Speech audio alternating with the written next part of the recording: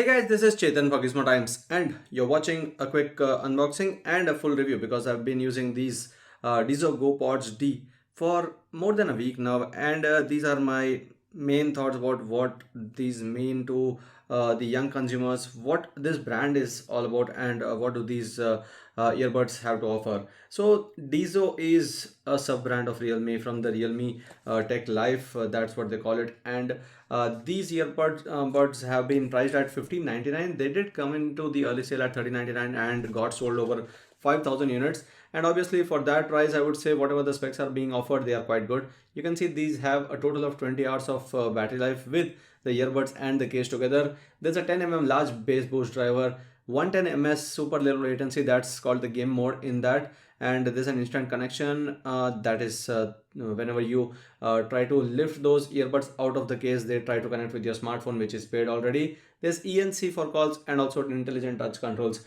So this is one of those common things from Realme that we have seen most of the time.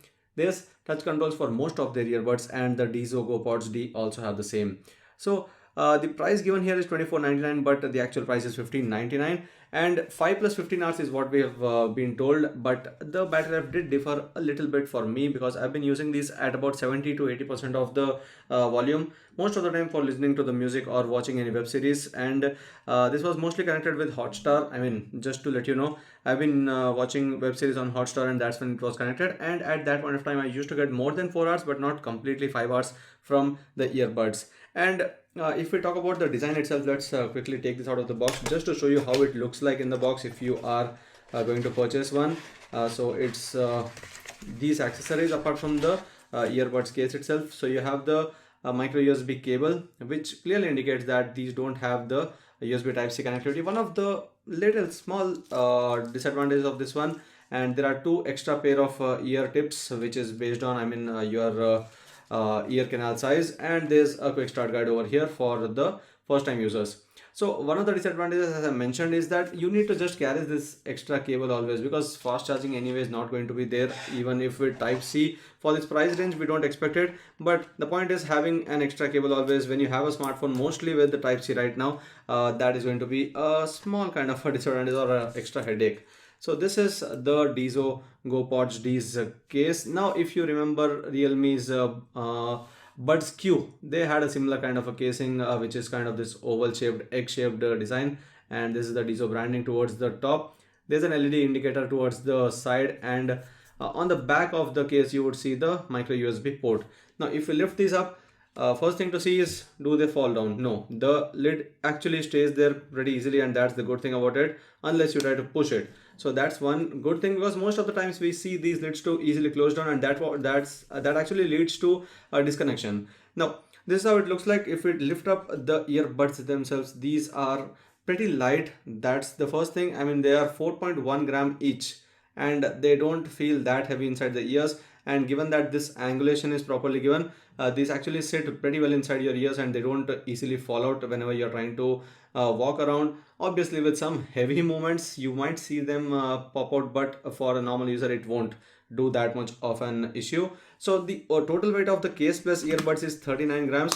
So obviously 31 grams for the case, and 4.1 for the earbuds individually. And these earbuds, not the case but the earbuds, are IPX4 rated for the sweat proofing. So if you are actually going to the gym and using them, it won't damage the earbuds.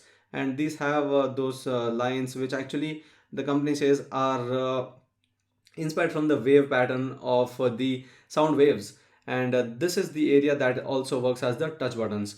And you have the microphone, and also these pogo pins for charging the earbuds whenever they are placed inside the case. So the charging is all automatic, you don't have to press any buttons. The connection also for the first time is pretty easy and automatic, because not automatic obviously, you'll have to keep them placed here. First time you would get those stickers to prevent them from automatically charging whenever they were shipping. So you'll have to lift out, remove those stickers, and then when they are placed at these positions, you'll just have to press these two touch areas for 3 seconds, and they would be ready for pairing, and they would be visible in the phone. I've already set this up and have connected them with the Realme Link application, where you would be able to get all its features. So this is how it would look like in the app. Now if you take a look at what things are offered here, you would see obviously the three sound effects. You have bass, boost plus, you have dynamic, and you have the bright option as well for the microphone to function better, I guess.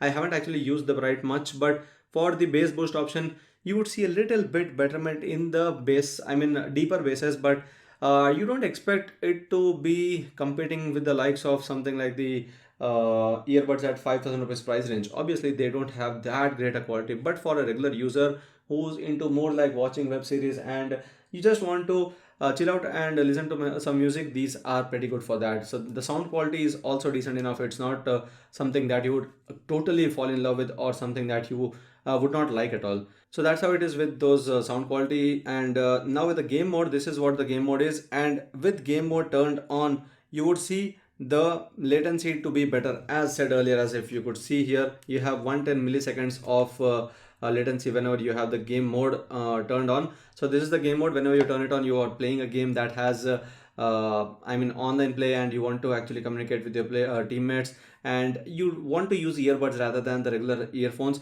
For this perfect case of not having a headphone jack, these kind of smartphones which don't have a headphone jack and you're charging the smartphones, you'd obviously want to choose a wireless option, and that's when you are going to get 110 milliseconds of latency. For the button settings, this is the best part about Realme's Link app.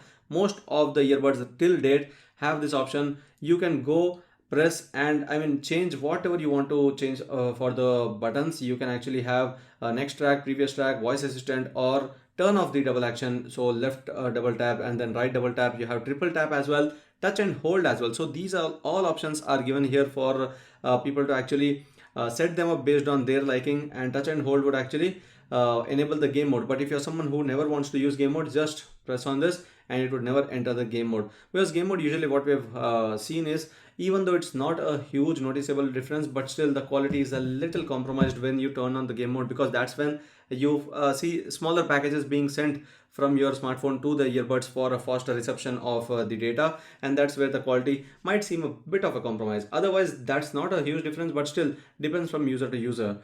And so this is all about the Dizo GoPods D. I would say these are quite a decent choice given the price of around 1500 1600 rupees. I would surely love to see them under the 1500 price tag, because they did sell for 1399 for the first sale, and sell thousands of units already. So people do like the lesser pricing. But before we end, about the codecs as well. So these have SBC codec support, nothing else. I would have loved to see AAC, but in this price range, we don't really expect that from most of the brands. And the SBC is going to do the basic functionality of the sound transferring and the output. And one more thing is about the Bluetooth version as well. It's Bluetooth 5.0, so it's one of the latest versions. So no issues at all with the connectivity as well. Fast pairing is available as well, and that's it. With the sound quality, as I said, it's not so great that you would love it, but it's still one of the decent sounding earbuds out there in the price range. And also the microphone quality is good enough for regular calls, but you can't expect it to cancel out everything from the background. Even though they say that it has ENC and everything, it still would take in some noise from the background. If you are actually standing on a road and trying to talk on the calls, you would obviously see the person on the other side telling you that yes, there is some vehicle noise being heard. So we have tried that, and not with the vehicle noises, but some ambient noise in the background, that was not totally cancelled out by these earbuds. So that's it guys, this was the Dizo GoPods D, the full review of it, and a quick unboxing to let you know what all comes in the box package. It's quite a standard setup and quite a decent pricing for it. Under 1500, surely one of the easy choices for people right now, because it does not just come with this, but also the main point is the Realme Link application and the features along with it. So that's it guys, I hope you like this video. If you do, share and subscribe to Gizmo Times for more. Thanks for watching, see you in the next video.